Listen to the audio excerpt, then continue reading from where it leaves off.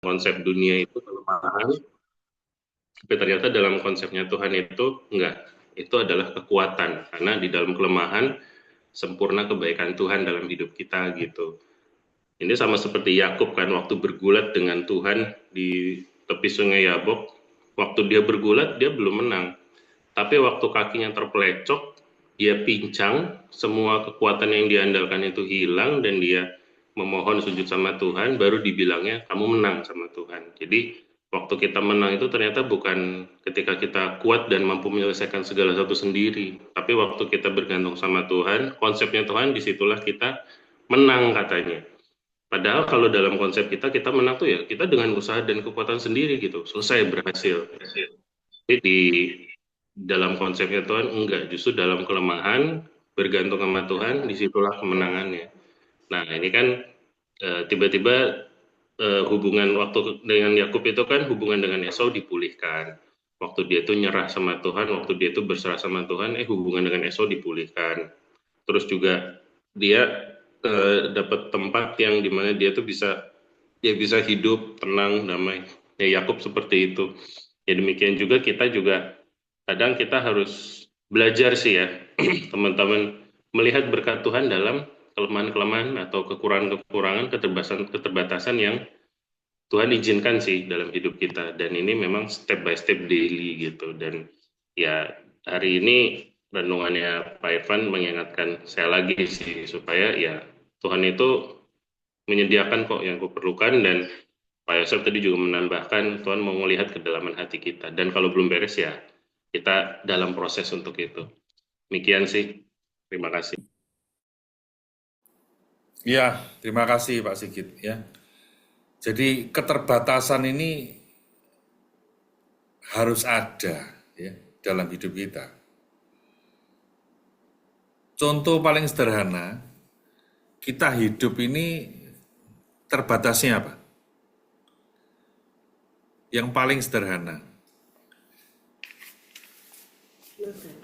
kita nggak bisa menjamin hidup kita bahkan 1 jam di depan. Terbukti apa? Nafas kita ini loh. Jadi batasnya itu cuma hitungan apa? Menit mungkin. Nggak mungkin nggak sampai semenit. Ya, kita nahan nafas 1 menit bisa nggak? Nggak semua loh, bisa. Bisa ngos-ngos gitu kan. Jadi keterbatasan kita ini sudah rancangan Tuhan sebetulnya. Ya, umur ada batasnya. Kenapa? Semua yang kekal nanti di surga. Semua di dunia ini, di bumi ini ada batasnya. Taman Eden ada batasnya. Semua boleh kau makan, tapi dikasih batas. Ada 2 pohon nggak boleh dimakan. Ya. Betul tadi Pak Sigit, kalau kita ini punya duit yang no limit, saya terlalu percaya gereja tutup, Pak. Ya. Kalau apa yang ada di pikiran kita, gitu, kayak kemarin saya jalan-jalan di mall gitu ya, kelihatan mobil, kelihatan motor, apa yang saya lihat, kirim rumah 1, kirim, ada pameran rumah, kirim, saya mau beli 1, ada pameran apartemen, saya mau beli 1. Kalau semua seperti itu, ya kayak tadi, kita tersinggung dengan satpamnya mall, mallnya kita beli. Kalau sudah model begitu, apakah ada yang butuh Tuhan? Ya, kita semua yakin ya, kita ini ada di sini karena keterbatasan sebetulnya. Jadi kita harus bersyukur buat keterbatasan itu.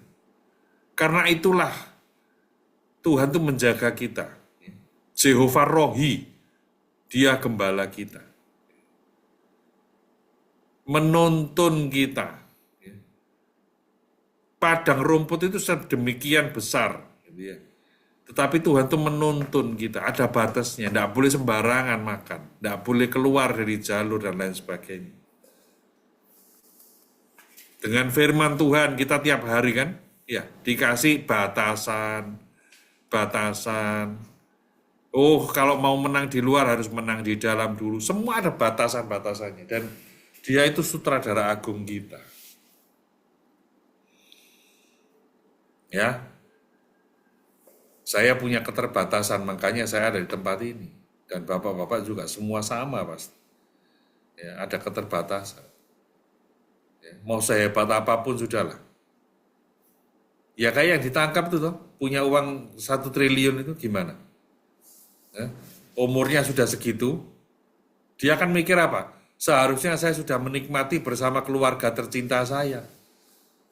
Tapi sekarang malah divonis 20 tahun. Ya habis. Ya itu kan di Alkitab sudah ditulis toh. Gudangku sudah penuh dengan makanan. Sekarang aku berkata, nyamanlah jiwaku. Tapi Tuhan bilang apa? Hari ini juga kamu akan pulang. Lalu harta yang kamu kumpulkan itu untuk siapa? Lah ini loh. Kita tuh kan maunya seperti itu. Ya, saya pun juga kepingin seperti itu. Kalau bisa punya tandon Tuhan, bukan seperti pohon yang ditanam di tepi aliran air, enggak punya tandon. Ya, sewaktu-waktu butuh ada. Ya, senang dipelihara Tuhan, senang, tapi juga senang Tuhan kalau rekeningnya gendut, penuh, sehingga gitu, kita hidup pas-pasan gitu loh. Ya, pas mau beli mobil pas ada, pas mau keluar negeri pas ada, jadi pas-pasan Tuhan, gitu kan. Ayo lanjut, silakan. Ya, shalom pagi. Ya, silakan Pak Yos. Ya, kalau saya sangat belajar dari Pak Irfan ya. Hampir sama. Tadi ada waktu Pak Irfan ini udah jalan-jalan ke Bali setahun sekali, bahkan kemana aja gitu. Semuanya serba cukup tadi. Ada statement itu ya, nggak salah Pak Irfan ya. Nah itu yang saya garis bawahi ketika apalagi ya, perlu apa lagi? Kayaknya semuanya udah cukup, semuanya udah kerjaan ya kan, apa aja gitu. Nah itu awal dari sesuatu yang baru yang Pak Irfan alami. Yaitu di zona nyaman Bapak, akhirnya Tuhan izinkan proses, ya kan. Termasuk saya dulu begitu Pak Irfan. Jadi waktu saya masih single, masih pelayanan Bekasi, Jakarta, naik motor, hampir tiap hari saya naik motor, sama kayak Randy. Makanya kadang-kadang saya lihat Randy ya gitu. Saya tuh ngaca seperti diri saya sendiri. Randy di keyboard, saya di WL, saya di khotbah, bahkan saya pernah mencapai sebulan itu 12 juta dari PK saja, dari persembahan kasih sebulan 12 juta. Jadi menurut saya itu 2008, 2009, sebulan 12 juta itu cukup besar menurut saya dulu ya. Nah sekarang setengahnya aja, puji Tuhan, haleluya, gitu ya. Kalau boleh berkata gitu. Nah waktu itu sempat saya ngomong gini tuh sama Tuhan, Pak Irfan, apa sih rasanya punya utang? Bayangin, saking saya tuh berkecukupan dan nggak pernah punya utang, saya sempat ngebatin doang Pak Sigit. Apa sih rasanya? Gimana sih rasanya punya utang? Serius. Disitulah habis saya. Disitulah habis. Ada kesempatan untuk turun. Ada kesempatan diizinkan Tuhan untuk habis. Nah, saya ternyata kolerasinya apa sih? Ternyata gini Pak Irfan. Waktu bapak-bapak juga yang lainnya. Waktu kita di zona nyaman, kita merasa bisa, kita merasa mampu, kita merasa kuat, kita merasa hebat, kita punya teman, punya relasi, punya backing dan lain sebagainya. Sebenarnya nggak berkenan di hadapan Tuhan. Nggak berkenannya gimana? Ketika kita mulai melepaskan untuk tidak mengandalkan Tuhan. Ketika kita mulai mengurangi ketergantungan kita sama Tuhan. Nah itu yang Tuhan izinkan. Tuhan nggak mau kita tuh bergantung ke orang lain, ke relasi, ke backing, ke customer, ke klien, ke siapapun saja. Bahkan punya perasaan ke zona nyaman, gue butuh apa lagi? Kayaknya udah semua udah cukup. Gimana ya rasanya punya utang? Wah itu gila sih. Itu bahasanya nantangin Tuhan. Itu namanya nyobain Tuhan. Menurut saya ya, saudara. Itu yang tiba-tiba tadi diingetin Tuhan. Dan kemarin gitu, jujur saya pulang ngadepin istri saya gitu. Ya sudah bahasanya rengut wajahnya gitu. Seharian saya tinggal untuk hai sama Pak Sigit, hai sama Pak Irfan, Itu HI sama Pak Indra. Thank you Pak Indra, kopinya enak banget, jujur. Kopi latenya Pak Indra top. Saya akui top. Dia bisa racik enak banget nih kopi latenya. Tak akui, tak akui. Ya kalau kopi hitam kan udah biasa ya. Maksudnya kopi hitam ya pahit-pahit aja gitu. Tapi Pak Indra itu ngeracik kopi latte. Memang cuma satu, kurang panas saja. Nggak ada steamnya aja. Nggak Jujur kurang percaya panas. saya. Itu kopi. Saya nggak percaya Pak Indra. Boleh. Ya, ke Bogor. Makanya harus ke Pak Irfan, Pak Yosef. Desember Kalau Pastor ya, ngerasain ditunggu ya kopi, Desember Pastor. kalau ngerasain kopi latte enak ya mesti ke Pak Irfan. Ada Pak Indra, itunya apa baristanya gitu ya. Pasti gitu ya. Nah, Pak itu Pak Indra Indra ternyata pura-pura gini. nggak dengar itu loh Pak Indra. Iya, dia kan nggak sombong. Hebat, hebat. Kopi lattenya hebat ya. Nah, selanjutnya ya saudara. Jadi kan Pak Yosef mungkin belum dengar, kemarin saya juga sudah cerita di hari Sabtu bahwa saya tuh ada kasus kan Pak Yosef, ribut-ribut sama ibaratnya ya pengelola di City Park di apartemen, yang dimana orang-orang kuat sini lah Pak yang kesinggung statement saya gitu loh. Emang anjing saya ini apakah lebih haram dibanding perek, ABG dan ani-ani? Kayak gini, ini anjing saya nih apakah lebih haram dibanding perek, Bukannya sudah ani-ani dan beres soal ABG? anjing ya? Justru saya udah menang Pak, saking saya menangnya mereka nggak terima. Justru itu senjata utama saya. Kalau kamu mau cabut anjing saya, lo cabut itu perek-perek ABG aneh-aneh. Itu tersinggung nih. Jadi memang saya diincar, saya dikondisiin, digedor pintu saya, kalau nggak siang malam. Jadi kayak jebakan Batman. Singkat ceritanya ya saya kena karena saya kejar, saya kaplok, dan itu kena CCTV. Saya diributin di Mako, dikeroyok, dan memang ujung-ujungnya saya nggak. Jadi waktu dicedotin kepala dia ke kepala saya, disiram kopi, saya nggak balas. Karena saya merasa, wah ini pancingan. Kalau saya tonjok balik, udah langsung pasti pasal, Pak.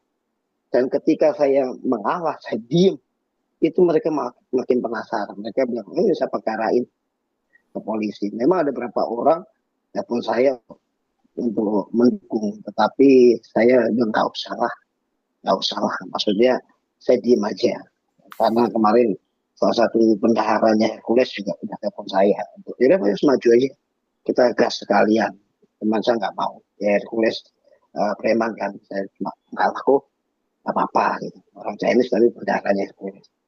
Nah, saya diem aja, cuman tadi malam penutup di sini saya tiba-tiba diingetin dua papa kami Pak Yosef.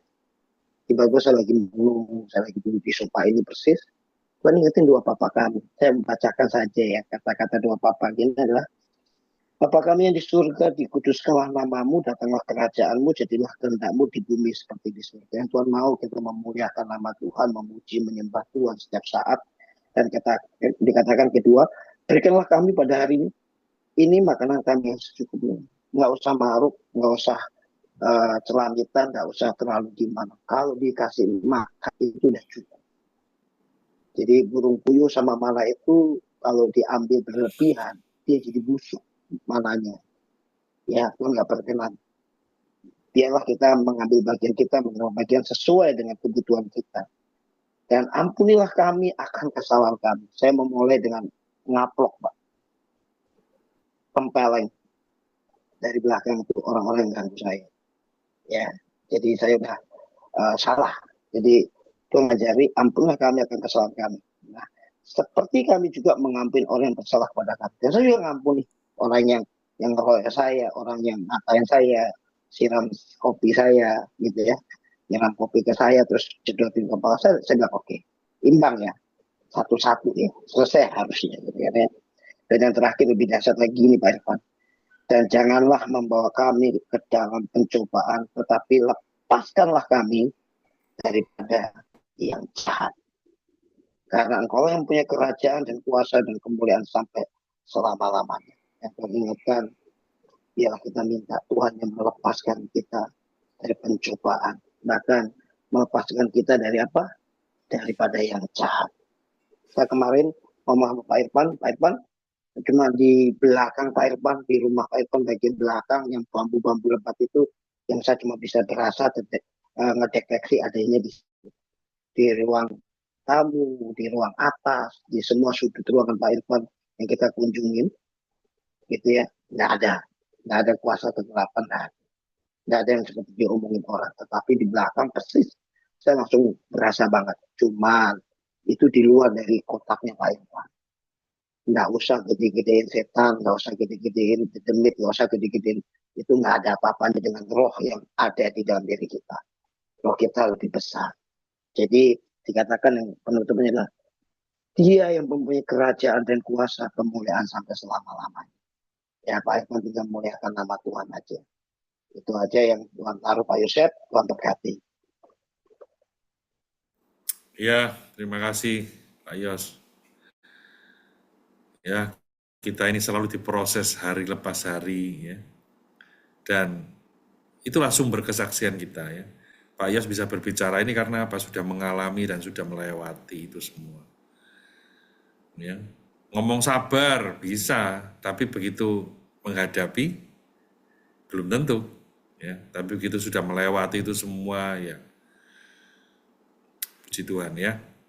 Jadi hari ini pun saya tidak tahu pergumulan saudara-saudara, tapi kalau hari ini ada sumber pergumulan, percayalah itulah sumber kesaksian yang untuk membesarkan nama Tuhan dalam hidup kita. Ya, tidak usah bingung ya. Mau di belakangnya Pak rumah Pak Irfan itu ada pohon bambu banyak. Iya. Di Bali kan juga banyak. Iya. Iya, jadi adem sih sebenarnya pastor. Iya. Nggak usah bingung itunya. Sederhananya gini loh. Kita nggak usah mengusir kegelapan. Ya. Cukup kita bawa lampu, maka gelap hilang. Selesai. Itu aja. Ya. Kalau kita ini terang, dah gelap itu nggak usah diusir. Ya. Pasti gelapnya minggir, ya kan? Ruangan segelap apapun begitu lampu kita nyalakan, gelapnya hilang kok. Nggak perlu pakai nyuruh, ayo gelap minggir, nggak perlu. Cetek, nyala, dah. Hidup kita pun sama. Ya, makanya saya dulu juga nggak paham ya. Saya dulu paling seneng kalau ada hamba Tuhan yang mendoakan rumah saya gitu ya. Tapi begitu saya tahu konsep ini, ya, didoakan hamba Tuhan gelapnya minggir karena dia terang gitu ya. Terangnya pulang, gelap lagi. Jadi yang penting hidup kita terang ya. Lanjut. Pastor. Ya. Tapi kok Pak Heru itu di lampu tapi kok gelap, Pastor? Nah itu lain. Nah ini memang orang Semarang itu tidak sama, ya. Orang Semarang itu berbeda dari kota-kota yang lain, gitu ya. Pikir di atasnya lampunya terang kok gelap terus anak ini.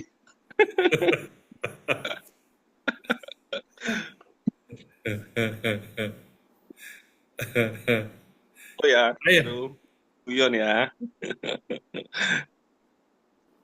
Ya, saya sambung ya. Firman Tuhan Pak Irfan luar biasa. Thank you buat firmannya ya. Karena seminggu ini saya ngalamin apa yang dikatakan Cire itu. Tuhan yang menyediakan. Ya. Teman-teman, saya sekarang ada di Kota Penang ya. Saya habis masang ring di Kota Penang dan puji Tuhan cukup 1 ring ya. Karena vonis dari dokter di Surabaya, saya harus pasang 5 ring. Nah, saya tahu dokternya Penang yang pinter atau dokter di Surabaya yang kurang berhikmat gitu ya. Tapi yang saya yakinin dan percaya bahwa nggak ada yang kebetulan bagi Tuhan. Bahwa dari 5 ring itu menjadi 1 ring, bukan karena kepandaian dokter, tapi karena pertolongan Tuhan. Saya ada di Penang pun dan bisa di ring, itu anugerah Tuhan. Bukan karena saya punya duit, teman-teman. Ya, bukan karena saya semata-mata ada asuransi. Ya, karena apa? Persiapan yang sudah saya lakukan untuk ke Kota Penang itu sudah jauh-jauh hari. Tapi persiapan itu amburadul semua. Kalau enggak Tuhan yang menyertai. Pertama ya, waktu dari kota KL, Kuala Lumpur, akan ke Penang. Saya itu sudah bagasi untuk 4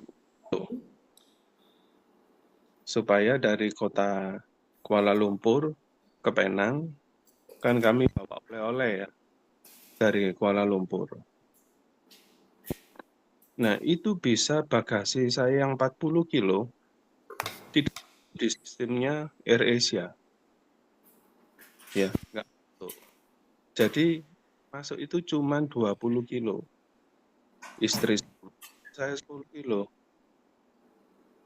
Nah, di dalam kepanikan itu, saya itu tanya pada yang counternya ya, ini kalau saya over bagasi, saya harus bayar berapa?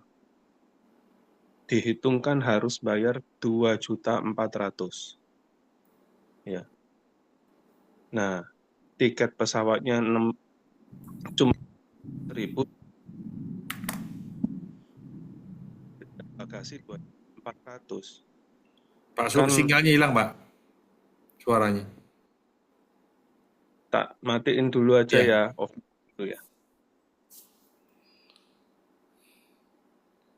Jadi kena dendanya untuk bagasi 2.400.000. Padahal tiket pesawat Kuala Lumpur Penang itu cuma 300.000, ya kan? Nah, tapi Tuhan tolong teman-teman. Ketika saya dan istri kebingungan, tiba-tiba ada manajernya maskapai itu ya menghampiri kami. Dia katakan, ada apa Pak? Oh ini loh, saya sudah beli tiket pesawat tapi nggak masuk di sistemnya AirAsia. Dia lihat tiket saya, oh iya benar Bapak sudah beli. Gini aja, saya kasih solusi. Bapak beli tas, Bapak tenteng. Jadi kopernya dibongkar lagi. Ketika saya bongkar lagi tas saya dan saya tenteng sebagian, masih over bagasi 14 kilo. Tapi manajernya ini mengatakan apa? Enggak apa-apa Pak, enggak apa-apa, sudah. Bapak sudah usaha. Udah Pak, ini pesawat sudah mau berangkat. Bapak naik aja. Bagasi over 14 kilo, nanti kami atur dengan penumpang yang lain atau bagaimana gitu. Bisanya orang Malaysia itu menolong kami gitu ya. Dimana bahasanya ya kadang kita bingung ya. Nah, yang kedua, saudara, sudah nyampe saya di kota Penang. Ada masalah. Asuransi saya atas nama Ferry Siswanto, KTP. Tetapi paspor saya Ferry Siswantohan. Nah, Ferry Siswantohan ini berdasarkan akte lahir. Akte lahir saya Ferry Siswantohan, KTP saya Ferry Siswanto. Ada perbedaan nama. Sedangkan besok paginya saya sudah dijadwalkan untuk operasi. Jadi pihak asuransi belum memberikan persetujuan atas klaim asuransi saya. Saya tanya Bro Simon, Bro, saya ngadepin masalah gini-gini. Waduh, Fer, itu fatal, itu fatal. Kamu bisa-bisa nggak jadi operasi. Atau kalau kamu mau tetap operasi, kamu talangin dulu. Nah, ketika saya tanya pihak rumah sakit, kalau saya mau operasi, kira-kira biayanya berapa? Itu kurang lebih 50.000 ringgit. Saya pun nggak bawa duit sebanyak itu, teman-teman. Kartu saya limitnya juga nggak segitu besar. Ya,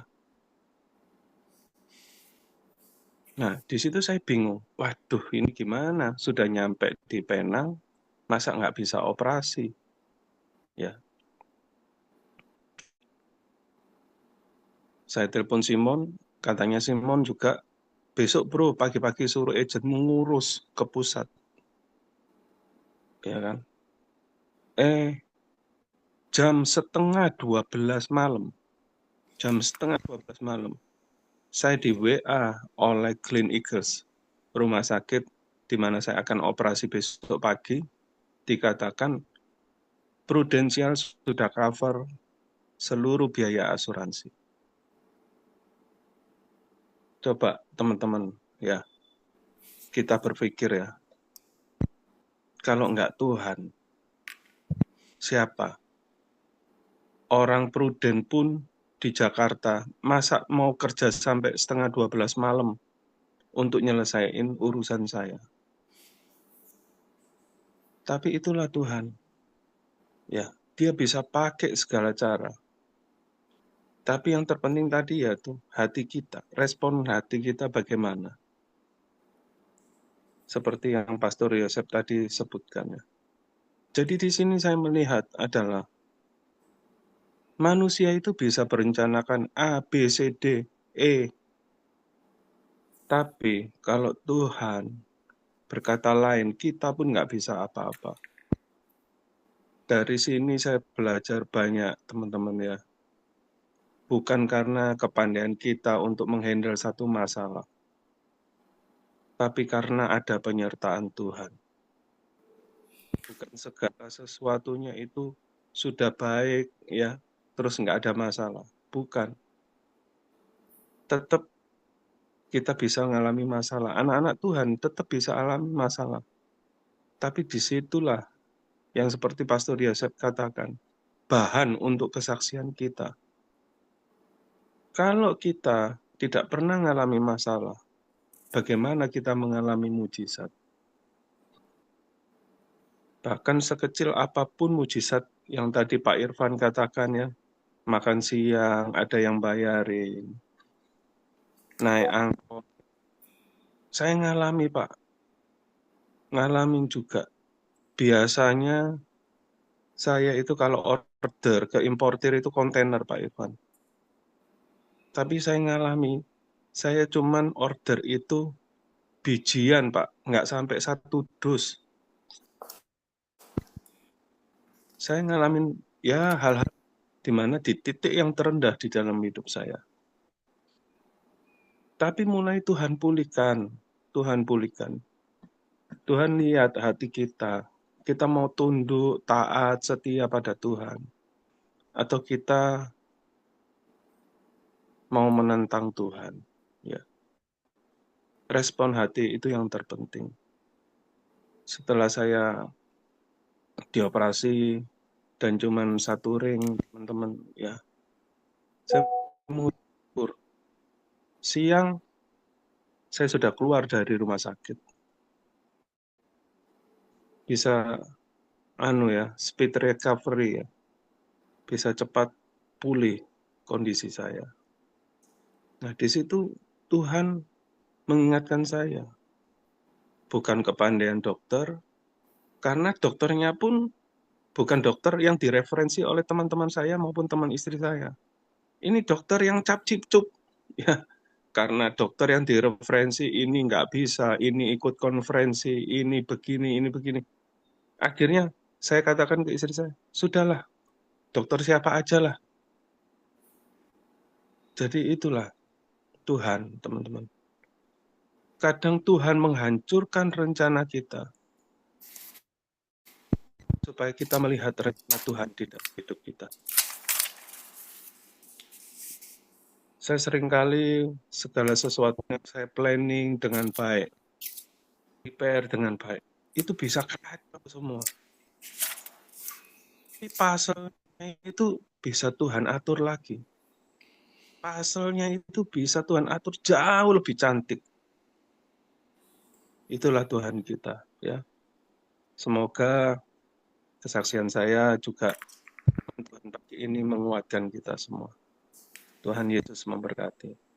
Wah, luar biasa ya. Saya tangkap terakhirnya tadi ada disebut kata puzzle. Ya. Nanti ya, saya rinci ya. Saya berhasil membuat 1000 puzzle. Ya, nanti saya akan figura. Itu menggambarkan, saya senang. Ya. Saya apapun yang saya lakukan tuh, saya selalu bisa ambil hikmahnya. Ya. Begitu saya buka kotak puzzle itu, yang terjadi apa? Ruwet. Ya.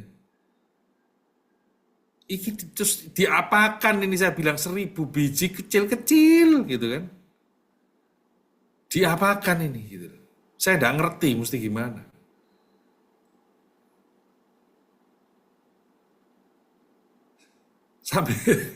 Sambil gini, ngapain saya beli ini gitu kan. Ini bisa selesai apa enggak gitu kan. Terus saya nih renungkan, iya ini kok ruwet kayak hidup manusia gitu kan. Mesti dari mana ini gitu. Ya. Terus mulai otak logikanya jalan tuh. Ini 1:1000 probability-nya kan gitu ya. Nyocokkan. Nah, kalau misalnya ada gambar-gambar yang apa namanya jelas gitu enggak apa-apa ya. Kalau gambar-gambarnya enggak jelas, nah gimana ini? Ini saya selesaikan ya. Tuh. Ini kan warnanya hampir sama semua ya. Tuh. Kecil-kecilnya 1000. Ya. Kalau kelihatan ada merahnya, birunya, hijaunya, itu gampang ya. Tapi itulah kehidupannya kita. Akhirnya apa? Saya belajar dari situ. Mulai tadi, saya praktekkan firman Tuhan. Saya tetapkan batas. Nah, apa? Dari 1000 itu saya ambil bagian pinggirannya dulu. Ya, pinggirannya ketemu, tengahnya ketemu. Ya. Dan di situ apa? Kita belajar. Ada petunjuk-petunjuk Tuhan. Gitu ya. Dari mungkin hanya ada garis merah sedikit sebagai petunjuk. Saya cari itu dan ketemu. Itu senangnya luar biasa. Wih cocok gitu.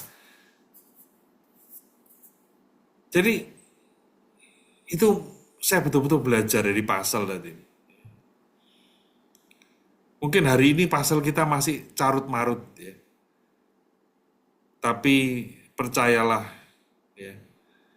Itu gambar yang indah di hadapan Tuhan. Hanya kita belum bisa melihatnya gitu. Begitu udah jadi itu rasanya senengnya saya luar biasa gitu. Padahal itu mainan anak-anak, iya kan? Itu berapa lama, Pastor, nyusun puzzle? 4 hari. Uring-uringan nggak, Pastor? Bukan Uring-uringan? uring-uringan. Jujur hari pertama, saya sudah gini, nggak bisa saya. Dibuka nih ambiar 1000 ini terus diapakan ini gitu. Dan warnanya kan kalau sudah dibiur gitu kan sama. Warna-warnanya kan sama. Ya kan? Tapi begitu kita belajar detailnya, oh ternyata ada petunjuk-petunjuknya. Nah, ayo lanjut. Yang belum sharing. Ya, shalom. Ya, Pastor, Oke. 4 hari dengan 40 tahun ya. Hah? Nggak kebetulan, selesainya 4 hari sama dengan 40 tahun. Puzzle-nya bangsa Israel itu. Sekarang 4.000 tahun ya, Pak. Keliling-keliling, muter-muter 40 tahun. Saya pertama tertariknya itu kan karena gambarnya gambar Tom and Jerry dan ada note-nya gitu loh. Kok lagunya itu saya seneng, Hungarian Rhapsody itu kan yang dimainkan Lang Lang itu kan keren tuh lagunya. Anak saya sempat main juga di Belanda gitu. Keren lagunya, terus pasang deh. Saya pikir saya taruh di ini lorongnya ruang tunggu sekolah musik saya. Karena jadi ketagihan saya, tertantang lagi. Saya kepingin nyari yang 2000. Ya, ini teman saya di Jepang. Cariin aku yang pasal yang motif musik. Ya. Itu kalau nggak salah sampai 3.000, paling besar ada yang 12.000. Wah, kalau 12.000 nggak sanggup saya. Terlalu mahal. Ayo, Pak Oki. Ya, oke. Ya, ya, main pasal ya. Ya, hebat lah berarti. Tuhan kita juga hebat ya kalau soal urusan pasal pasti ya. Cuman kita aja nggak ngerti. Terima kasih Pak Irfan buat firman Tuhannya yang sangat menantang sekali itu. Bagi saya itu benar-benar kalau liatin Abraham ya waktu diuji gitu, udah dikasihnya susah, udah dikasih berkat, suruh diambil lagi. Aduh, ya kalau saya hubungkan dengan kehidupan saya ya udah dapat berkat, sudah gitu tiba-tiba ya ada kebutuhan apapun itulah. Saya rasa saya juga belum bisa seperti gitu. Tapi memang saya harus belajar ya bagaimana punya iman seperti Abraham itu yang tadi Pak Yosef tadi bilang ketika dia mempersembahkan Ishak di saat waktu yang bersamaan Tuhan mengutus dombanya itu bisa bersama gitu. Karena ya jujur saya juga dalam hidup ini ketika kekurangan, ketika nggak ada pekerjaan, nggak ada uang, gak gampang itu bisa bisa mengatakan seperti Abraham, Allah yang menyediakan Jehovah Jireh. Saya karena udah ngalamin prakteknya gitu. Ini tuh bener nggak sih ada Tuhan tuh bener nggak gitu. Tetap mesti semuanya mesti sendiri gitu. Itu yang saya masih proses belajar lah. Sekarang saya proses belajar apa ya, ya V-Club lah ya sekarang karena ada dari teman-teman juga lah untuk menyarankan ke sana. Saya lagi coba berjalan supaya benar-benar dasar apa ya fondasi imannya tuh diperbaharui dulu dasar kebenarannya itu. Jadi nggak cuma ngasal percaya-percaya doang karena nggak bisa saya bener jujur susah gitu. Harus ada dulu. Saya juga sama waktu dulu waktu sekolah anak saya pendidikan anak sekolah di Australia pun juga karena ya ada bimbingan dari Pak Yosef menguatkan terus percaya percaya. Saya nggak bisa harus ada dulu dananya baru bisa gitu. Sulit kalau umpamanya nggak ada gitu untuk mempercayai Tuhan tuh, aduh itu sangat menantang, sangat menguji loh untuk firman Tuhan di sini ya. Nggak bisa kalau hilang segala sesuatu tuh nggak ada dasarnya tuh jujur lah saya akui lah mungkin saya manusia berdosa mungkin jadi nggak bisa harus lihat dulu walaupun Tuhan ngomong berbahagialah kamu yang tidak melihat tapi percaya tapi saya harus ada berkatnya dulu baru saya percaya termasuk detik hari ini pun anak saya mau kuliah ke Taiwan kan tahun depan kan saya merasanya harus ada dulu gitu dana itu tuh nggak bisa cuman sembarangan karena ya kondisi saya pun sama masih dalam keadaan yang berhutang ya. Walaupun saya sangat diberkati dengan adanya rumah Kristus itu sangat kepake banget gitu. Itu bagus sekali, powerful sekali gitu ya. Tapi di tengah-tengah ada utang seperti gini ya, saya tetap mengelola dengan baik. Saya tetap menyisihkan gitu ya. Ini buat istri, buat anak, buat rumah tangga gitu. Semuanya udah tersisihkan. Walaupun ya masih apa ya, masih ada kurang keterbukaan lah ya. Mungkin istri mungkin takut atau gimana ya. Setahu saya sih dia juga ada beberapa utang di luar gitu kan. Kalau saya ngomong, aduh, kadang-kadang ya cuman gimana ya istri nggak mau terbuka ya. Sedangkan harusnya kan terbuka kan. Saya ajakin VMP terus masih belum lah. Saya bilang ya udah terserah deh kalau punya punya cara sendiri ya lanjutin aja gitu. Cuman kalau saya ya sarankan untuk ikut VMP. Kalau pakai kekuatan sendiri nggak akan pernah bisa. Ya silakan mau sampai berapa tahun lagi ini udah bagus sekali gitu. Jadi ya kalau saya di sini itu firman Tuhannya benar-benar dari Pak Irwan itu sangat menantang sekali gitu. Cek, aduh jelek gitu ya. Ini menantang menguji iman tuh hidup dengan iman. Waduh, kayaknya masih proses belajar lah. Itu aja Pak Irwan. Terima kasih. Lanjut. Iya, keren ini Pak Oki ya. Dari yang tidak bisa akhirnya bisa ya. Dan keyakinan itu timbul kapan? Waktu sudah jalani, betul? Iya betul Pak. Iya, kayak bangsa Israel tuh. Ini sungai deras. Kalau kita melangkah ini cari mati. Ya. Tapi begitu sudah melangkah satu kaki dan Tuhan buat mujizat, baru terkagum-kagum, wih Tuhan luar biasa. Lah itu kan tidak bisa diceritakan, ya kan? Kita harus ngalami dulu ya. Seperti Pak Iyos tadi cerita kopi buatannya Pak Indra, saya tidak percaya karena saya harus ngalami dulu, ya kan? Saya harus merasakan dulu baru percaya gitu, ya. Ayo lanjut, Pak Mardi.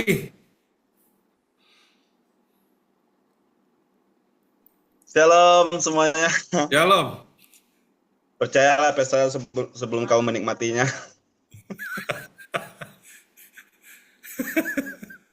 Kadang iman itu butuh seperti itu ya. Jangan menyentuh dulu baru percaya kan. Ini tidak menikmati. Oke, saya sangat senang sekali ya pagi ini. Tadi Pak Irfan fokusnya ke finance ya, lebih ke penyediaan finance ya. Saya jadi ingat beberapa hari yang lalu ya, saya udah sharing di PR37 juga. Albert Einstein ya, seorang fisikawan, menemukan keajaiban ke-8 dunia ya. Keajaiban dunia kan ada 7 ya, tapi dia menemukan keajaiban ke-8 ya. Dan banyak dipakai oleh pakar-pakar keuangan ya, yaitu bebas finansial ya. Saya ikut seminarnya dari Truth ID ya, hampir 2 jam, dan saya sangat diberkati sekali bahwa tidak gampang dan tidak mudah untuk mengalami keajaiban ke-8 dunia ini. Dan bisa diangkat di dalam ibadah, berarti kan memiliki makna yang sangat dalam sekali ya. Dan kebebasan finance ini menurut saya pribadi sudah saya alami ya, dan sudah saya menangkan. Kenapa? Karena dulu saya tidak bisa selegowo ini, tapi sekarang saya bisa selegowo ini gitu. Saya pernah satu customer saya ngambil mesin bordir seharga kalau cashnya itu 100 lebih ya, dan dia masih ada 55 juta yang mesti dibayar, tapi sudah tidak bisa membayar karena usahanya tutup dan pilot ya. Apa yang saya lakukan?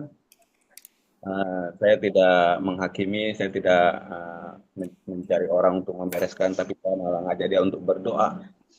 Saya rasa itu bukan diri saya ya, saya rasa itu Tuhan yang memberikan kemampuan untuk saya bisa melakukan itu.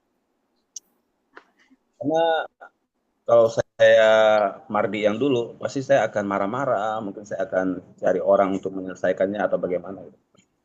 Tapi yang kali ini, kok saya berbeda ya, gitu ya. Dan saya bisa ajak dia berdoa. Dia bukan Kristen, dia Muslim. Dan sampai sekarang saya mesti bayar, Pak. Tapi bayarnya seminggu kadang 100, kadang sebulan 100. Sampai kapan gitu? Sampai 20 tahun juga nggak bakalan selesai.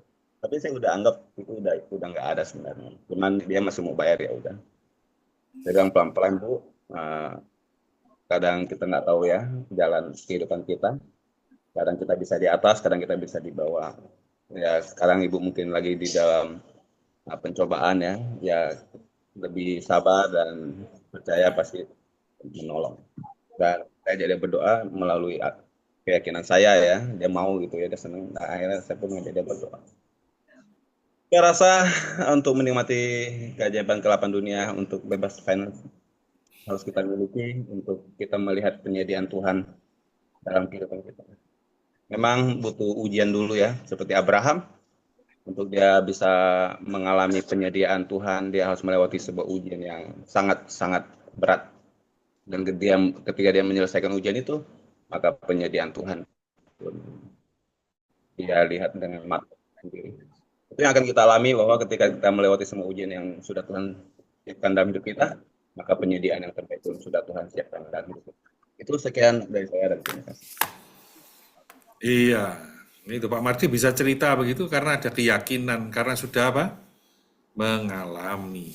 Ya. Dia tidak bisa yakin cerita kalau belum mengalami. Ya. Keyakinan ini penting. Ya. Supaya apa? Tadi kan, sumber kesaksian kita. Di sekeliling kita ini banyak loh orang-orang yang harus ditolong oleh kita. Yaitu apa? Melalui kehidupan kita.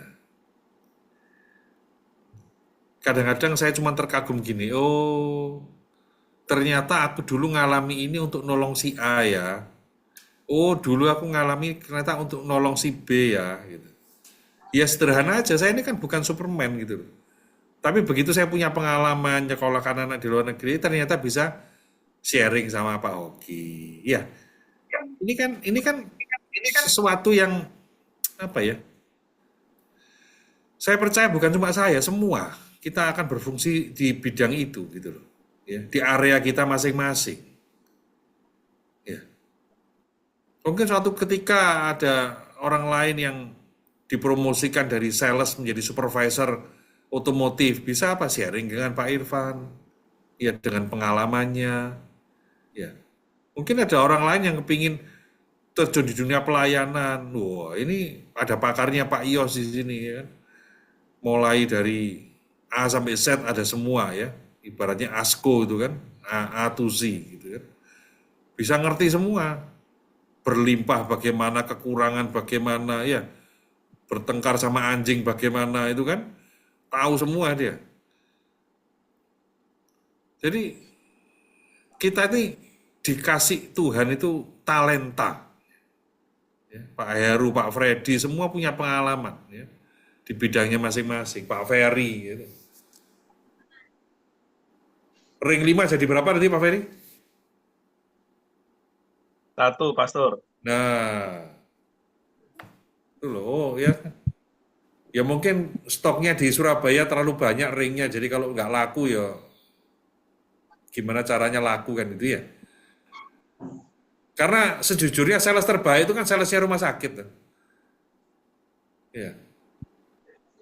Kan ada kisahnya itu. Kenapa kamu kok bisa sukses begini di pekerjaan itu sebagai sales? Oh iya saya karena dulu kerja saya di rumah sakit. Lu ya, oh iya. Karena di sana orang sakit batuk bisa saya suruh CT scan, saya bisa suruh MRI, saya macam-macam gitu kan. Arahnya ke sana kemari. Yang penting dapat pemasukan ini ya. Gak ada dokter di sini kan, aman ya. Ayo lanjut yuk. Pak Heru, Pak Freddy, siapa yang belum? Pak Lukas Ini belum ya? direkam di YouTube loh Pak. Direkam sama Pak Lukas loh Pak ini. Iya ya, direkam ya. Waduh. Ya bisa apa Saya boleh Pak? Boleh. Pak Freddy. Ya, saya itu mau terima kasih dulu nih sama Pak Sigit. Jadi ya memang seringkali waktu buka ke Zoom itu belum ready, nyawanya belum full, kadang juga telat. Kalau Pak Sigit kasih pemaparan itu full gitu. Jadi yang tidak dapat lengkap dari Pak Irfan, dari Pak Sigit dan dari Pak Joseph itu jadi melengkapi. Yang saya dapat itu yang pertama adalah harus bersyukur. Dalam kondisi apapun itu harus bersyukur. Ya, tentu di saat kondisi baik-baik saja untuk bersyukur itu gampang. Tapi kalau kondisinya tidak baik-baik saja, tidak sesuai rencana, mau bersyukur, itu tidak semua orang bisa. Perlu melatih lagi untuk bersyukur. Dan setiap orang ya tentu seperti yang sudah tadi diceritakan sama teman-teman punya rencana itu A, B, C, D, E. Tapi bagaimana kalau tidak sesuai dengan rencana? Ya tentu kita harus punya respon hati yang benar. Seperti tadi ya Abraham tiba-tiba diminta untuk mengorbankan anaknya. Tentu banyak orang akan berpikir, loh kok ini anak satu-satunya kok mau dikorbanin? Tuhan bagaimana ini? Tapi ya Abraham punya respon hati yang baik ya sama Tuhan. Dan itu bagaimana kita bisa punya respon hati. Dan menjadi beriman juga itu juga sebuah sebuah challenge. Ya memang belum kelihatan kok. Saya juga seperti Ko Kiki, kalau belum kelihatan tuh ya belum bisa gitu. Belum percaya. Ada orang yang memang belum kelihatan tuh sudah bisa percaya, ada yang belum. Saya juga termasuk yang belum. Tapi ya tentu Tuhan punya rencana. Yang penting bagaimana kita bereaksi ya di saat keadaan baik-baik saja tetap mengandalkan Tuhan. di saat keadaan tidak baik-baik saja juga tetap mengandalkan Tuhan. Yang penting belajar untuk beriman, tetap melangkah, dan tetap andalkan Tuhan. Saya rasa itu sih yang saya bisa dapatkan. Dan ya mari kita berproses dan bertumbuh bareng-bareng. Karena saya juga masih harus belajar dan harus berproses. Begitu yang saya dapatkan hari ini. Iya, Pak Freddy, nggak tahu kemarin sempat dikunjungi Pak Doni nggak? Saya ingat satu perkataannya Pak Doni gini loh. Ketika kita tidak percaya, kita mesti jujur sama Tuhan. Ya, ketidakpercayaan kita itu kita harus jujur sama Tuhan. Tuhan, ampuni aku yang kurang percaya. Ampuni aku yang tolong aku supaya aku bisa percaya. Ya, karena memang kita ini masih di dalam daging. Ya. Sedangkan kepercayaan itu sangat penting, apa yang kita percayai, ya kan? Di Nazaret Tuhan bukan nggak mampu membuat mujizat, tetapi karena ketidakpercayaan mereka, akhirnya ya mujizatnya nggak ada. Jadi ketika kita bicara dari Tuhan menyediakan, ya itu sebenarnya teladan buat kita apa? Aktif, Tuhan tuh aktif. Dan kita diciptakan serupa dengan Tuhan, tuh. Kita juga harus aktif. Bukan cuma Tuhan menyediakan, tetapi kita juga harus berusaha, kan gitu ya. Kita berusaha, Tuhan menyediakan, ketemu, klop. Ya, kalau Tuhan menyediakan, kita diam aja. Ibaratnya, ini loh, bolpen yang kamu butuhkan, tapi tangan kita diam aja. Pasif. Tapi kalau tangan kita aktif, oke, diambil. Nah, pindah tangan. Ya. Seringkali orang Kristen salahnya di situ. Aku duduk diam saja berdoa. Suruh kerja, enggak, berdoa saja. Ya. Kan nggak dapat makan, iya, katanya doa puasa, jadi sekalian nggak makan, doa dan puasa. Lemes lama-lama. Ya kan? Karena apa tujuannya lah salah. Ya, ayo lanjut yuk. Pak Heru, Pak Niko, Pak siapa belum ya? Gak apa Ya, saya. mungkin saya dulu ya. Oh ya, Pak Lukas. Sorry, ini pakai handphone. Jadi mungkin berawal dari rasa keluar nggak baik. Ya tuh masalah penyediaan Tuhan ya. Ini sebenarnya saya alaminya seperti tadi si Pak Irfan bicarakan tadi. Ini dengan contoh benar real ya, itu adalah waktu tahun berawal dari 2002 lah. 2002 itu kan kita kan emang baru merit Pak. Baru merit itu jujurnya kayak gini. Saya merit itu Pak ya, yang sudah kita ya. Itu sama WO-nya aja tuh ngutang gitu. Sama WO-nya kita ngutang, sama apa ya sama orang tua kita ngutang gitu kan. Jadi waktu kita tinggal itu pun kita nggak punya apa-apa sama sekali gitu kan ya. Nah, tapi yang tadi saya mau ceritakan itu tiba-tiba yang saya ngomong pernah sempat cerita ada orang tuh telepon saya gitu loh ya kan ya kan ini Pak Lukas ya katanya iya siapa Bu ya kita mau kerja sama bla bla bla yang saya ceritain jadi itu yang saya katakan itu kerjasama dan hasilnya saya 75 dia 25 tanpa store modal sama sekali karena emang kita kan jasa nah itu saya bingung ini dari manapun saya naik sama dia Bu Ibu dapat dari saya dari mana nggak tahu saya lupa Pak saya dapatnya dari internet Hah? Itu dari ribuan orang tuh yang ditunjuk saya itu salah satu gitu kan cuman waktu itu tahun 2002 ya terus kemudian berjalannya waktu itu yang itu udah menunjukkan bahwa tuh kebesaran Tuhan cuman dalam arti saya jujur ya saya belum menemukan satu sampai VMP ini gitu Pak itu saya akuin gitu Pak jadi saya akuin terakhir kali ketemu kan yang di gitu ya jadi di VMP saya baru rasa gitu nah terus kedua adalah di tahun 2002 sampai 2007 itu ketemu lagi orang karena udah berjalan waktu udah 5 tahun kita udah sempat berhenti ya bukan berhenti ya saya udah dapat banyak dari situ beliau juga udah punya tim sendiri gitu kan ya jadi kita udah sendiri gitu karena emang itu perjanjian gitu tuh lucu Pak jadi kita nggak kerja sama secara ini nggak tapi udah pokoknya kita ngomong di sana aja pokoknya ada masalah ini kita 7525 ada titik selesai jadi nggak ada keterikatan apa-apa gitu nah 2007 itu ada yang apa namanya ada yang itu saya benar dapat klien dia nanya apa sih Dia orang kaya bang, super super kaya sekali Pak. Gitu kan ya, saya nggak usah panjang cerita. Dia nanya saya, Pak Lukas emang kerjanya dapat berapa sebulan? Oh dapat sekian. Kenapa nggak mau cari investor aja? Langsung saya tembak, Bapak mau? Saya ngomong gitu kan ya. Dia pura-pura besar kan, saya tembak gitu kan, dia pura-pura. Beda oke. Nah bla bla bla 2008 akhirnya kita store modal, sorry. Dia store modal itu Pak, sebenarnya. Dia store modal 1 M dan saya dikasih 50%. Jadi saya nggak store modal, saya nggak store modal, dia di 1 M, saya dikasih 50%. Itu gila kan, itu 2008 Pak. Tapi ya berjalan waktu 2011 saya KO lagi. Nah di KO 2011 akhirnya ya sampai sekarang lah gitu kan, dari 2000 udah tuh mulai malah jadi saya ambil semuanya sendiri 2000 ini kita saya merasa tuh penyediaan Tuhan tuh benar-benar ini ya, tapi di dalam 2012 sampai sekarang itu tuh saya benar-benar berat sekali gitu kan, bahkan 2019 puncaknya. Nah tapi semenjak ikut PMP baru setahun ini ya, itu udah hutang saya besar sekali saat itu Pak. Nah cuman begitu ini tadi saya benar-benar merasakan hadirat Tuhan, benar-benar merasakan benar-benar ya, sebetulnya perubahan saya itu 180 derajat gitu Pak Dosen, gitu ya semuanya. Jadi benar-benar apa yang dulunya saya nggak bisa, sekarang jadi bisa. Bisa tuh dalam arti gini ya, hubungan dengan Tuhan ya.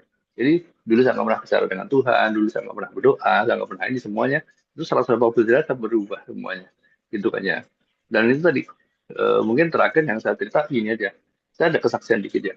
Dan itu kemarin saya udah ceritain di Pak sama ini. Jadi anehnya gini, di 2019 itu kan saya cerita ada 12 orang, tinggal 1 orang yang akhirnya saya dapat 1 orang lagi untuk di training. Saya misalkan masih ikut saya, gitu kan ya. Dan itu loyalnya minta ampun gitu kan ya. Nah, satu sisi ada yang dari 12 orang itu dia kabur, ditarik sama yang ponakan saya itu makan. Jadi ponakan saya narik 4 orang kan.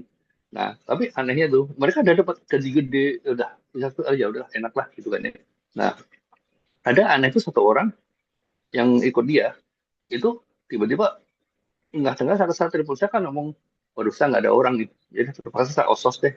Jadi saya tawarin dia, si A, ini deh, ya udah nggak apa, saya gue nggak mau. Itu saya merasa jadi bisa pelepasan, dalam arti saya melepas kepahitan dengan mereka, gitu kan. Gini aja, kalau kamu nggak bisa ikut saya lagi, apa? Kalau nggak gini aja, saya osos kamu aja, gitu. Jadi pada kerja saya kasih gitu. Oh, ya udah, oke Pak, gitu kan. Nah terus kemudian naik saya, enggak, sorry saya naik dia. Emang mau balik ke sini katanya. Dia nanya balik. Emang masih boleh Pak? Nah, saya kaget gitu loh. Dikagetnya kenapa? Karena dia dari 4 orang pindah ke sana, itu dia merasa udah baik-baik semua, udah baik, udah gaji enak, ada semuanya. Tapi tiba-tiba saat tahun dia mau gitu loh. Ya, tahu. Akhirnya saya nanya kenapa gitu kan? Kok mau gitu kan? Ya akhirnya dia, ya saya di sana kurang nyaman, saya bingung. Padahal ya itulah mungkin itu yang saya mau sampaikan aja.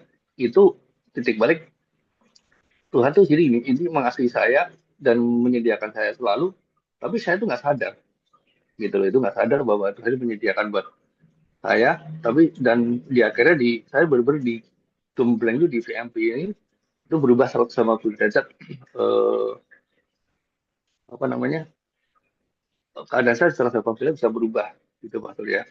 Itu aja sih. Jadi sekarang keterangan jiwa saya udah benar-benar tenang, udah bisa mengatasi kondisi gitu kan. Walaupun sekarang saya punya utang, saya sama sekali nggak pernah, sekarang saya tidak merasa punya utang. Jadi maksudnya hati saya tuh nggak pernah ada dikejar-kejar lagi.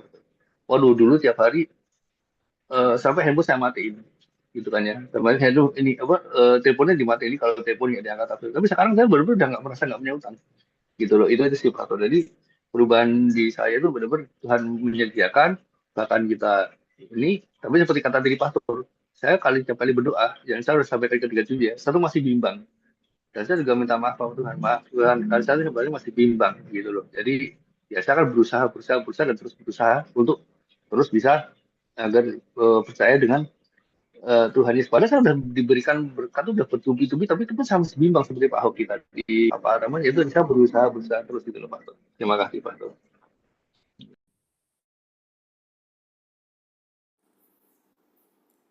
Kisah yang luar biasa ya, kayak sinetron ya. Ya Pak Sigit, ya. Sinetron itu kan gitu ya, naik turun ya. Tapi satu hal yang harus kita pegang ya, kita semua nih happy ending, betul ya. Kalau nonton film yang tokohnya mati kan jengkel saya. Rugi aku lihat film ini kan gitu ya. Tapi biasanya kan itu menjelang terakhir malah lebih tegang seakan-akan mau hancur tapi menang. Wah, seneng gitu ya. Ini keyakinan yang harus kita miliki ya, bahwa kita semua happy ending. Ya, Pak Lukas sudah ngalami up and down, itu semua tidak masalah, Pak. Ya, buktinya pertolongan Tuhan nyata. Ya. Ayo Pak Niko, lama saya tidak dengar suara Pak Niko ini. Izin mau sharing dulu. Oh, Pak Indra. Ya, Ya, oke. sorry. Baik, Kak. Ya. Jadi Tuhan menyediakan ya, maksudnya saya juga ngalamin hal yang baik dalam hidup saya. Jadi mungkin sekitar 5-6 tahun belakangan ini, awalnya saya ngerasa ini tahu mainan itu nggak yang apa, yang dipukul-pukul itu kayak apa, tikus tanah itu yang dipukul-pukul kalau di dingdong gitu loh. Kalau muncul dipukul muncul, nah itu saya tuh awalnya ngerasa kayak gitu. Jadi ketika saya mau usaha sesuatu baru gitu, belum lama kena pukul jebret langsung ambruk lagi. Mungkin udah 8 tahun belakangan lah gitu. Makanya sampai sekarang pun saya belum punya income rutin gitu. Maksudnya jadi pendapatan rutin itu belum gitu. Tapi belakangan ini saya mulai belajar bahwa Tuhan itu benar-benar menyediakan gitu buat saya. Jadi kalau mau ngelewatin limit itu juga belum bisa, tapi nggak pernah di bawah limit bawahnya juga. Jadi nggak pernah kurang gitu. Yang paling heran itu anehnya itu ya berapa, mungkin 2-3 tahun belakangan ini, itu segala sesuatu dicukupkan. Anak sekolah juga cukup gitu kan. Terus mau ganti mobil juga cukup. Mau yang lucu sekali itu liburan gitu. Liburan itu kan sebenarnya sesuatu yang biasanya kita kalau ada lebih ya baru liburannya. Tapi yang aneh itu Tuhan tuh nyediain gitu. Dalam waktu 4 tahun belakangan ini saya liburan tuh bisa aja, bahkan beberapa liburan itu benar-benar gratis dibayarin. Pernah juga ke luar negeri gratis gitu. Jadi saya nggak habis pikir gitu. Jadi itu sesuatu yang aneh aja gitu. Kan kita kalau biasanya mau liburan mau ke luar negeri ya mesti nyiapin duit gitu kan. Nah, saya kan nggak ada duitnya gitu. Tapi tiba-tiba aja ada yang ngajak gitu. Free gitu. Itu sesuatu yang benar-benar luar biasa gitu. Ya tapi tetap bagi saya sih walaupun belum rutin tapi kerja itu tetap harus ya. Saya tetap kerja pagi siang malam gitu. Walaupun belum kelihatan hasil tapi tetap saya kerjain. Nah itu sesuatu yang bisa saya sharing ke teman-teman. Jadi pemeliharaan Tuhan itu nggak selalu kita dengan kelimpahan tapi kadang dengan kecukupan kita itu benar-benar sesuatu yang luar biasa. Ya, itu aja. Thank you. Iya. Ya, tapi buktinya Pak Indra sampai hari ini masih hidup kan ya. Nah, ya itu. Ya, biarpun jadi tikus tanah ya kan. Muncul dipukul ya. Ya, tapi itu kisah gitu loh ya. Saya masih ingat dulu waktu saya jadi banker, saya kehilangan pekerjaan, dasi saya taruh, ya.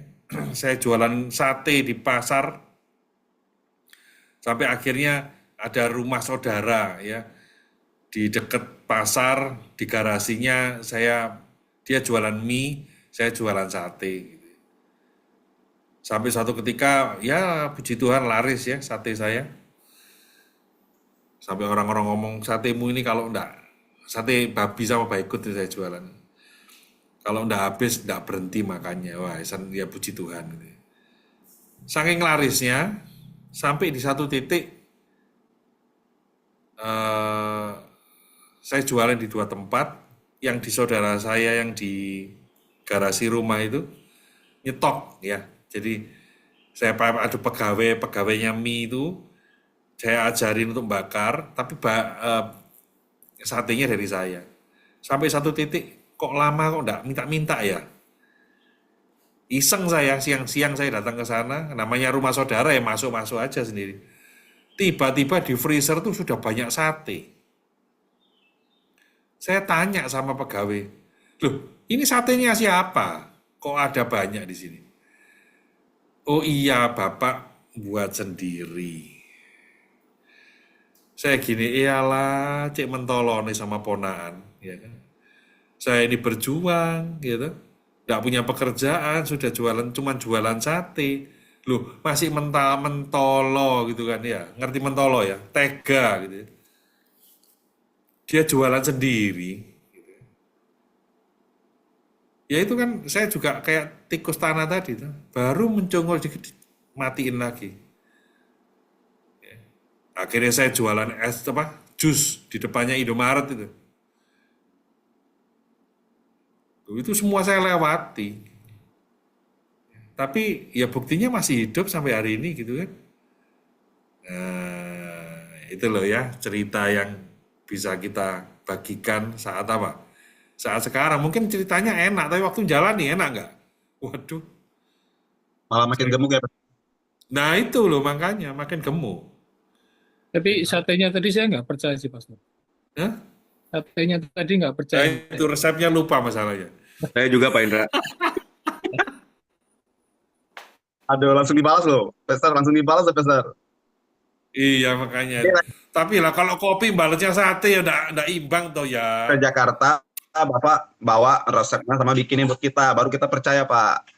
Nah, iya. Pak ya. Tapi tidak apa-apa lah ya. Percaya hanya kepada Tuhan Yesus ya, jangan percaya saya. Jadi ya. Desember Udah, benar lanjut. nih Pastor, kita mau pasang tenda lagi nih. Loh, ini loh rute perjalanan sudah saya buat. Siap. Pak 2 Indra, minggu siapin saya. kopi, Pak Indra. 2 minggu tidak bekerja saya. Siap. Kita siapkan jalan bagi Pastor. Nah, Siap. jadi suatu kehormatan pertama yang saya kunjungi Pak Heru nanti di Semarang ya. Jangan lupa sate babinya, Pak. Nah itu. Nggak tahu mobil saya nggak cukup rasanya kalau babi masuk situ. Ayo Pak Niko. Tuh kangen saya. Apa kabar Pak? Baik, Pastor. Lama sekali tidak bertemu. Sorry, banyak bolongnya. Ya, thank you nih dari Pak Irfan sharing firman Tuhannya, Pastor Joseph juga wejangan-wejangannya, dan sharing teman-teman semuanya sangat menginspirasi ya. Saya juga sebenarnya kangen juga gitu, rugi juga sih sebenarnya bolong-bolong ini, cuman bangunnya memang entah kenapa alarm tuh baru saya dengar setelah bukan setengah 6 lagi, jam 6 kali. Kadang-kadang setengah 7, jam 7 baru bangun gitu, makin lama makin kacau ya. Tapi saya masih bersyukur karena ada saat-saat di mana atau saya kebangun sakit perut gitu kan. Saya jadi bisa ikut VMP. Kemudian kadang-kadang istri saya yang terbangun di tengah-tengah pagi gitu ya, dia bisa bangunin saya gitu. Jadi tetap aja Tuhan sediakan cara untuk saya bisa ikut gitu. Cuman saya kangen untuk bisa lebih sering lagi. Tadi soal hidup kecukupan sama keterbatasan ya, saya juga belakangan belajar bahwa kalau dulu tuh terus terang saya pengen cita-citanya tuh setinggi langit lah gitu ya. Saya ngeliat orang sukses pada usaha gitu, saya juga pengen gitu. Tentunya ngeliat orang punya segala macam ya, properti punya macam-macam gitu kan, terus bisa kesana kemari liburan, kayaknya kalau nggak mikirin duit gitu, punya usaha yang bukan cuma sekedar ini ya, tapi basically PT-nya banyak gitu kan, kayak kalau saya cerita, bos saya yang paling gede yang saya sebut owner itu punya hotel gitu, punya klub gitu, punya segala macam deh. Ya, anak sekolahnya di London, yang satu dulu di Amerika, pulang bisa dikasih satu perusahaan dan segala macam. Pengen kayaknya punya semua itu gitu ya, pengen bisa ngasih anak perusahaan itu kan enak banget. Tapi saya sadar belakangan bahwa udahlah nggak usah mimpi-mimpi lah gitu. Bahkan saya pernah mungkin sharing beberapa bulan yang lalu, kalau ada yang masih ingat gitu, bahwa saya udah mengubur mimpi saya untuk jadi entrepreneur ya. Karena Akhirnya saya sadarin, oh sebenarnya selama ini hidup saya sebagai karyawan cukup kok. Gitu. Bukan cuma cukup, bahkan saya bisa punya karir lah istilahnya. Saya juga bersyukur walaupun sekarang kerja istilahnya gaji masih jauh dibanding yang dulu gitu ya. Saya bersyukur bahwa saya masih punya kerjaan. Di tengah keadaan yang susah begini, umur udah segini, masih dipercaya, masih punya kerjaan. Bahkan yang saya tadinya was-was sewaktu-waktu bisa di let go karena atasan langsung saya juga nggak suka sama saya. Tahu-tahu Tuhan kasih solusi yang di luar nalar saya gitu kan. Bos yang paling gede si owner ini tiba-tiba punya kebutuhan untuk ngerintis dengan satu prinsipal baru, dan itu bidangnya saya yang harus bikin softwarenya, dia tarik saya. Itu pun narik tuh kalau dia cerita, kalau saya masih sayang dulu saya tersinggung kali ya gitu. Jadi ceritanya perusahaan saya yang sebelum saya pindah ini lagi mengalami kesulitan keuangan. Em, Investor besarnya 50% saham menarik diri. Gitu, menarik diri, obvious. Tentu saja yang selama ini kita running minus gitu ya, ngebakar duit untuk bayar karyawan, jadi nggak bisa. Dan yang di pikiran bos saya, bos langsung saya pertama kali itu adalah untuk mengekat saya. Mengekatnya dalam arti, ya mungkin bukan memecat ya, dia mungkin masih ada nggak enaknya gitu, tapi saya mau dibikin jadi part time. Cuman sekedar jadi advisor lah gitu istilahnya dia. Waduh, saya bilang dalam hati saya, kalau sampai lu gituin benar-benar gue berhenti gitu kan.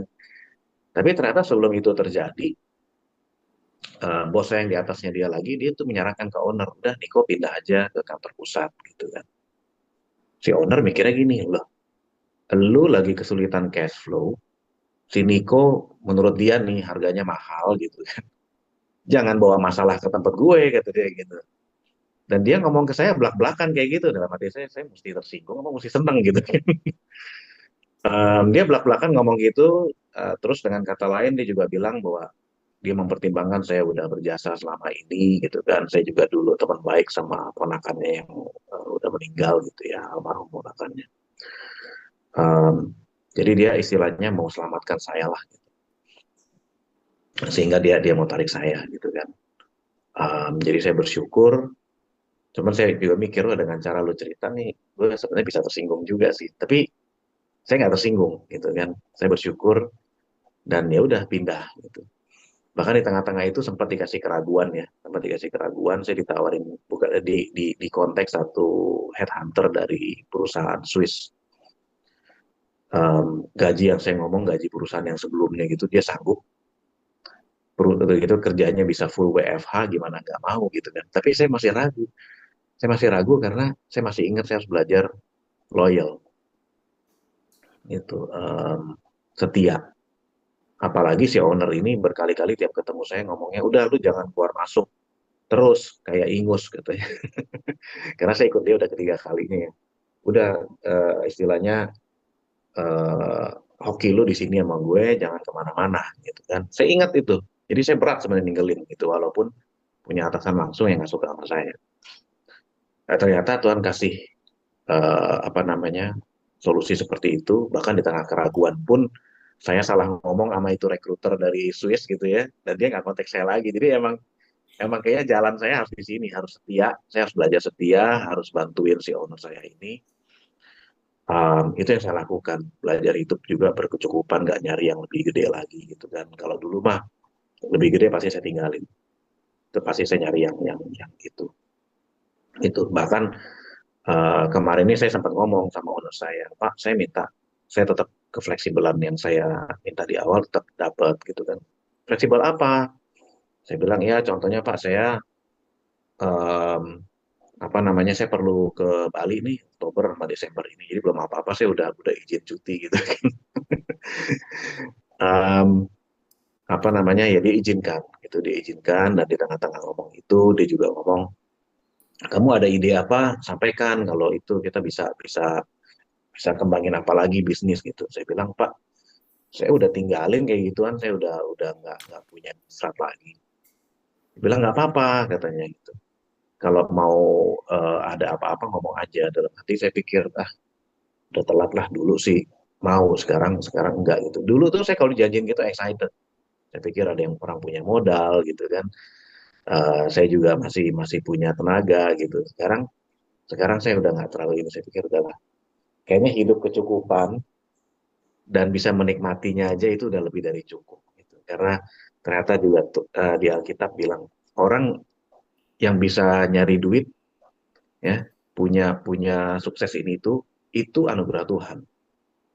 Tapi ternyata ada lagi bahwa bisa menikmati hasilnya pun itu anugerah Tuhan gitu. Jadi ada orang, saya juga sadar ada orang yang memang bisa nyari duit banyak, tapi nggak bisa nikmatin, tokonya nggak bisa ditinggal, gitu kan. Jadi mau pergi ke luar negeri boro-boro gitu, ujung-ujungnya sampai tua, amit-amit ya, sampai udah sakit nggak bisa kemana-mana lagi, ya, duitnya nggak bisa dipakai juga gitu. Jadi saya belajar, oh ternyata lebih enak cukup ya gitu, lebih enak cukup. Yang penting bisa menikmati, yang mudah-mudahan saya bisa bisa menikmatinya dan nggak terlalu ngoyo ngejar ini ngejar itu gitu ya, secukupnya aja bisa bisa punya apa. Sekarang saya punya target, tentunya pengennya ya paling nggak anak bisa bisa yang gede kan sekarang lagi kuliah gitu ya, yang kedua juga saya lagi mikir lah gimana nih nyekolahin dia nih gitu kan. Pengennya sih mungkin dia bisa keluar negeri, cuman biayanya berapa gitu. Tapi saya percaya pada saatnya Tuhan pasti akan cukupkan gitu. Saya juga nggak ngotot maksa dia harus kemana ya, kalau mamanya setengah setengah memaksa, udah lu ke Cina aja gitu kan. Tapi kok kalau saya lihat-lihat anaknya kayaknya malah maunya stay di sini gitu. Dalam hati saya berpikir ya nggak apa-apa sih kalau you mau stay di sini, nggak masalah. Ya saya percaya apapun itu jalannya bagaimana Tuhan yang kasih. Karena dulu saya merasa paling hebat gitu ya, punya punya skill dicari orang dan segala macam. Tapi ternyata saya juga belasan tahun harus harus punya mental korban gitu ya. Ternyata di bidang keluarga, cara cara relationship sama istri saya nggak tahu sama sekali. Peran saya sebagai pria dalam keluarga saya nggak tahu sama sekali. Saya baru tahu setelah saya udah di jurang mungkin gitu kan, udah di ambang perceraian, belajar lagi, baru itu artinya ternyata yang saya pikir saya ini baik, saya nggak punya, saya bisa apa aja saya bisa kerjain gitu. Saya ternyata keterbatasan saya di bidang lain sangat nyata, yang dulu saya nggak ngerti ya. Jadi sekarang saatnya ya apapun yang baru saya belajar. Di bidang pelayanan baru saya belajar, di bidang berkomunitas masih baru buat saya juga belajar. Ya puji Tuhan, Tuhan pimpin dalam setiap langkah. Selama kita serahkan semuanya sama Tuhan, Tuhan akan pimpin satu persatu. Apapun yang kita perlu pelajari, baik itu smooth maupun sakit, kalau emang harus belajar, Tuhan akan pimpin sih. Gitu. Ya kita bagian kita yang merasakan smooth atau sakitnya itu dengan sukarela, dengan penuh rasa syukur. Ya itu Pak Yosef dari saya, thank you. Iya, Pak Niko ini sudah luar biasa loh. Saya masih ingat itu waktu pertama kali ke rumahnya Pak Niko, istri saya ngomong, enak ya punya rumah di klaster begini ya, one gate system, keluar bisa jalan pagi, lingkungannya enak gitu ya. Terus suasana rumahnya juga nyaman itu. Apa namanya? Sejak itu terus akhirnya kita punya impian rumah yang saya tinggali ini kan, ini saya bangun mulai tahun 93. Akhirnya apa? Ya sudahlah. Itu nanti pelan-pelan direnovasi. Jadi kalau memang kita melihat orang lain dan tidak pernah ada habisnya ya. Selalu kurang, apalagi kalau sudah mulai perbandingan. Aku kok begini, dia kok begitu. Wadah, nggak ada habisnya. Nah, ngomong-ngomong karunia menikmati ini, itu anugerah sebetulnya. Ya. Itu di Alkitab ditulis kan. Karunia menikmati itu nggak semua orang punya. Ya. Saya punya saudara yang mobilnya entah berapa ratus sekarang. Ya. Itu kemana-mana naik TAF GT lama itu, tiap hari. Padahal Rolls Royce-nya di garasi ada 2. Kalau saya tak pakai itu Rolls Royce kemana-mana, ya ke pasar saya pakai, kemana saya pakai, Indomaret saya pakai gitu. Tak nikmati lah punya. Ya. Tapi kebanyakan orang nggak punya, dia cuma apa? Status, oh punya, tapi nggak bisa menikmati. Ya. Salah satunya saya masih ingat itu. Saya punya cita-cita dulu kan, kepingin gitu ya. Pernah ngerasakan naik Camry kok enak gitu. Kepingin dia kapan nih saya punya Camry. Akhirnya 9 tahun. Kemudian dituruti sama Tuhan punya Camry. Itu pun karunia yang menikmati. Kenapa? Karena saya bisa dapatkan mobil Camry, kilometer masih 8.000, usia sudah 5 tahun. Punyanya orang Bali. Punya Raja Bali. Jadi mobil itu disimpan, ibaratnya disimpan apa? Untuk saya. Iya Pak Niko, silakan. Ya. Bayangkan mobil kilometer 8.000 usia 5 tahun, jadi harganya sudah harga sedan kan turun banyak ya. Harganya murah, ya.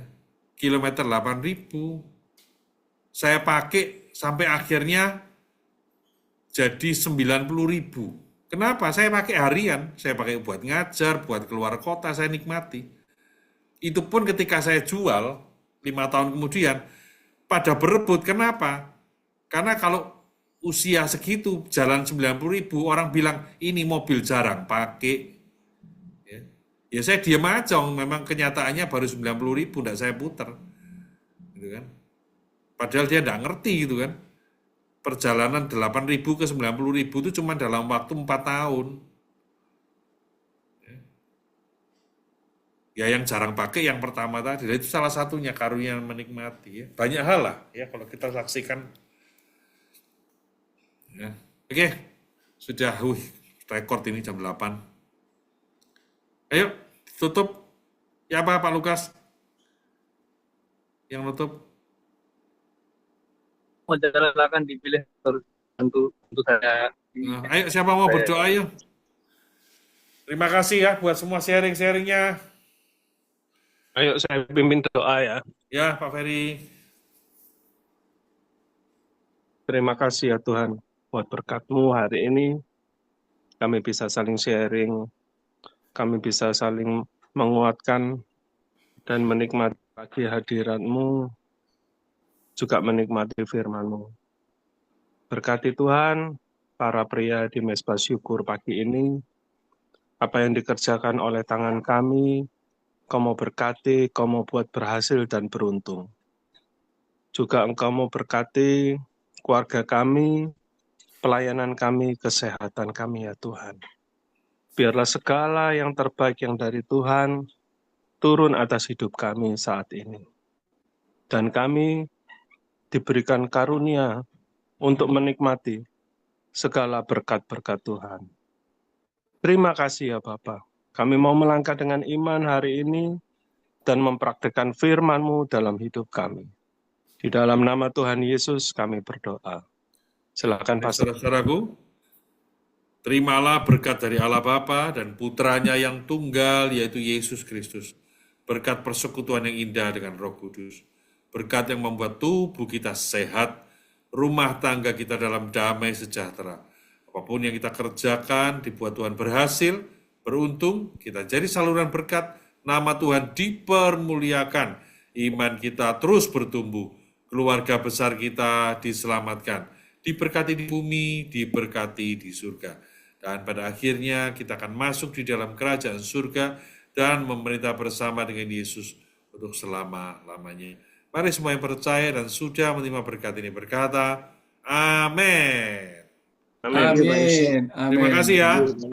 Terima kasih semuanya. Tuhan berkati. Happy Sunday, selamat beribadah. Oke, Lukas. Oh, Pak.